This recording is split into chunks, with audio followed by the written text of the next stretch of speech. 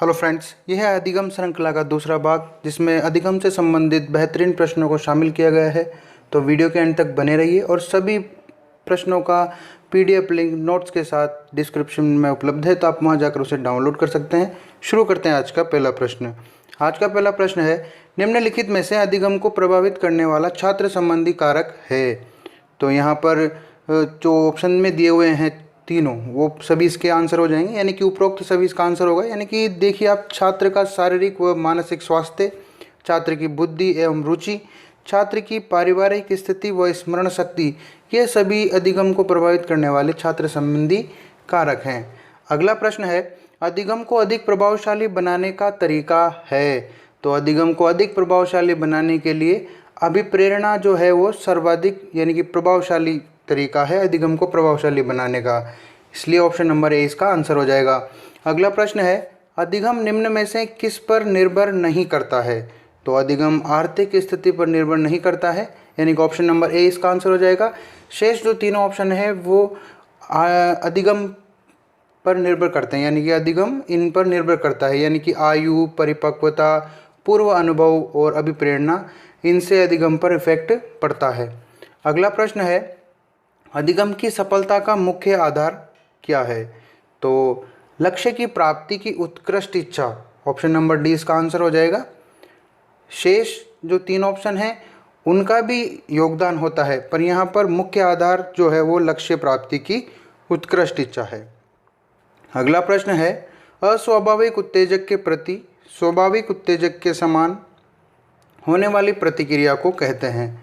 तो इस प्रतिक्रिया को संबद्ध प्रतिक्रिया कहते हैं, यानी कि अस्वाभाविक उत्तेजक के प्रति स्वाभाविक उत्तेजक के समान, यानी कि पावलोव के जो सिद्धांत के अनुसार है ये कि जब भोजन दिया जाता है तो लार आती है, परंतु जब कुछ क्षण बाद हम उस सिद्धांत में देखते हैं कि घंटी प्रस्तुत करने पर भी कुत्ते के मुंह में लार आ जाती है, तो ये जो है वो अस्वाभाविक उत्तेजक के प्रति स्वाभाविक उत्तेजक के समान होने वाली अनुक्रिया है।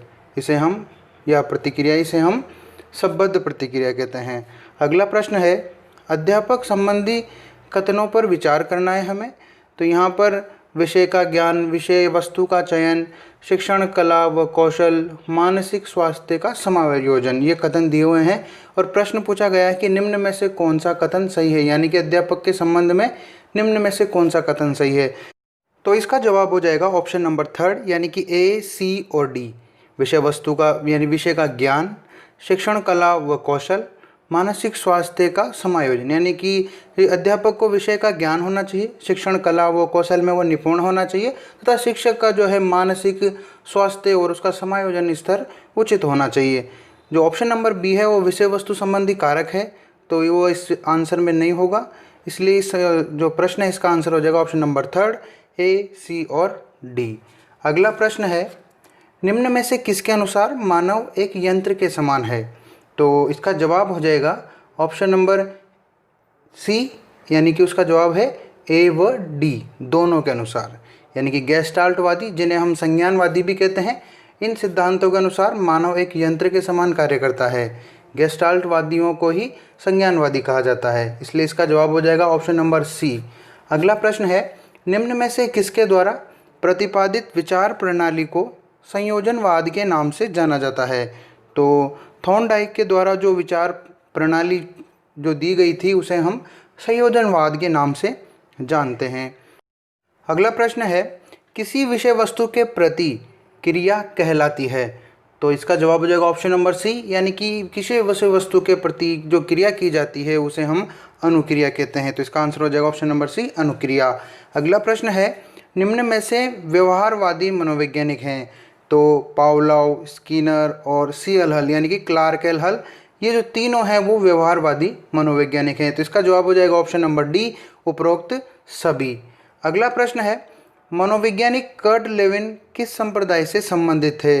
तो जो कर्ट लेविन थे वो गेस्टाल्टवादी संप्रदाय से संबंधित थे, इसलिए इसका जवाब हो जाएगा ऑप्शन नंबर बी। अगला प्रश्न है, अधिगम वक्र सामान्यतः कितने प्रकार के होते हैं। तो अधिगम वक्र सामान्यतया 4 प्रकार के होते हैं। इनके बारे में चारों प्रकार देखें तो पहला है सरल रेखीय वक्र, जिसे हम निष्पादन वक्र या समान उपलब्धि वक्र भी कहते हैं। तो दूसरा है उन्नतोदर वक्र जिसे हम बढ़ता वक्र, धनात्मक वक्र या सकारात्मक वक्र भी कहते हैं। तीसरा है नतोदर वक्र जिसे हम घटता वक्र, ऋणात्मक वक्र और नकारात्मक वक्र भी कहते हैं।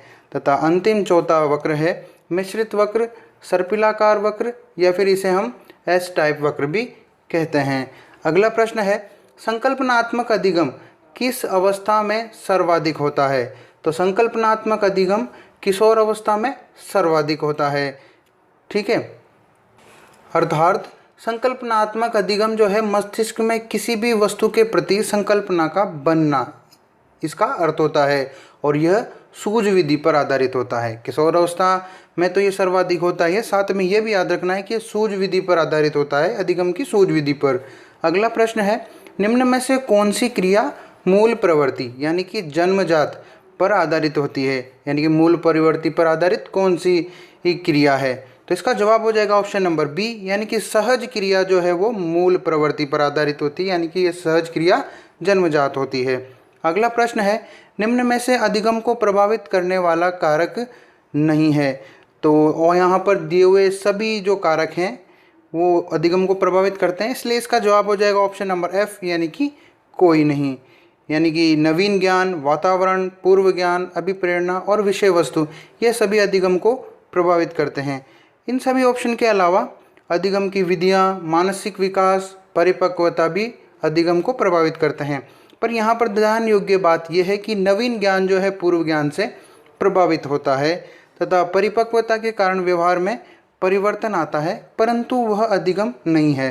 साथ ही ये बात भी याद रखनी है कि परिपक्वता के बिना अधिगम संभव ही नहीं है।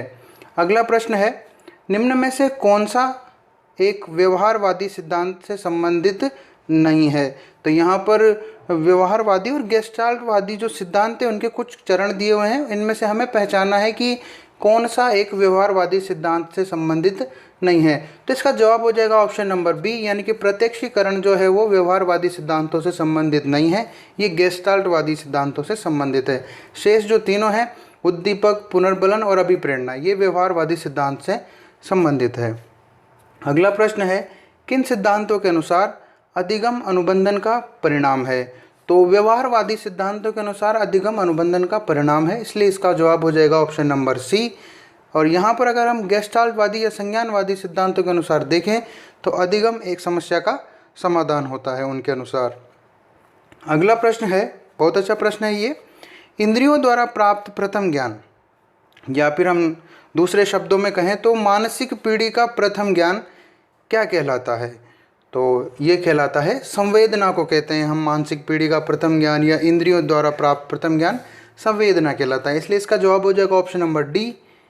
अगला प्रश्न है वह वातावरणीय घटक जिसे प्राणी अपनी अनुक्रिया द्वारा प्राप्त करना चाहता है। तो इसका जवाब हो जाएगा, यानी कि वो क्या कहलाता है? वह वातावरणीय घटक जिसे हम प्राणी अपनी अनुक्रिया करके प्राप्त करना चाहता है, यानी कि लक्ष्य को प्राप्त करना चाहता है अनुक्रिया करके, तो वो कहलाता है उद्दीपक, यानी कि इसका जवाब भी हो जाएगा ऑप्शन नंबर डी।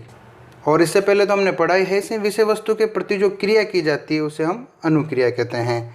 अगला प्रश्न है किन मनोवैज्ञानिक के अनुसार, यानी कि किन मनोवैज्ञानिकों की प्रणाली को अनुबंधन या प्रतिबद्धता के नाम से जाना जाता है? तो यहाँ पर पावलोव, वाटसन और स्किनर तीनों जो है वो इसका आंसर हो जाएंगे, यानी कि उपरोक्त सभी इसका जवाब हो जाएगा, क्योंकि इन तीनों के द्वारा जो प्रणाली दी गई थी अधिगम की उसे हम अनुबंधन या प्रतिबद्धता के नाम से जानते हैं। आज का लेक्चर आपको कैसा लगा? अच्छा लगा तो लाइक करें, शेयर करें, कमेंट करें तथा चैनल को सब्सक्राइब करें ऐसे ही प्रश्न डेली पाने के लिए। और सभी प्रश्नों का PDF लिंक डिस्क्रिप्शन में दिया हुआ है, तो आप वहां जाकर उसे डाउनलोड कर सकते हैं। धन्यवाद।